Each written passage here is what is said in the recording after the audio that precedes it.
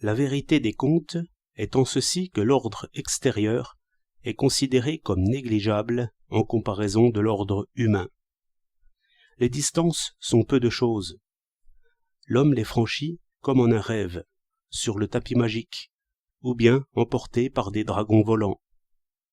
Un obstacle matériel est peu de choses, si les puissances sont favorables.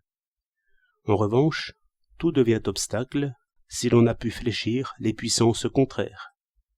Cela ne représente point si mal la perspective de nos épreuves et de nos malheurs.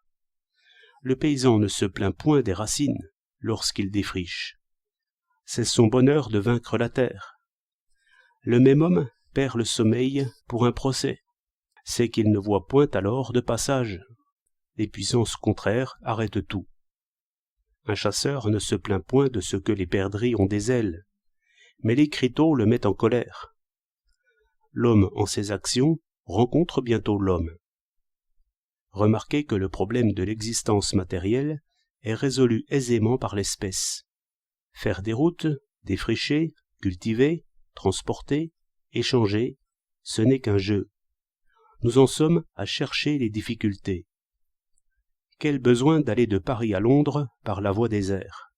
Mais c'est un bonheur d'y réussir. Seulement, le roi des airs trouvera peut-être au logis une femme acariâtre, ou obstinément muette. Ici commencent les difficultés véritables. Le grand mal, c'est la guerre, et la guerre vient toute des hommes.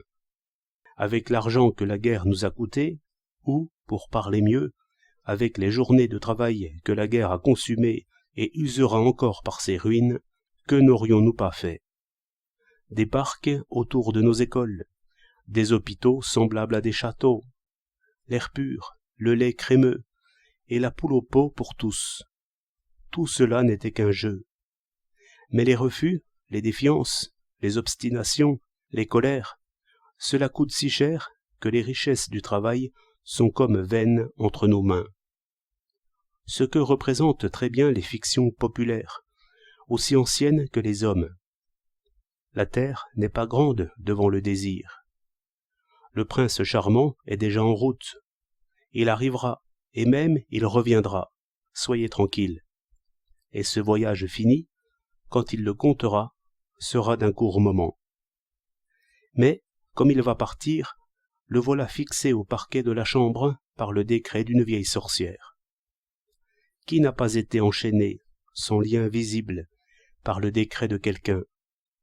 Décret motivé communément, dans la vie réelle, mais par des raisons qui ne sont jamais les vraies raisons. Les contes pénètrent jusqu'aux racines. Les enchanteurs et les sorcières, personnes d'âge, s'opposent à tout ce qui est jeune et beau. Presque toute la tyrannie en ce monde humain vient de gens qui s'ennuient. Bref, les hommes dépendent surtout des hommes.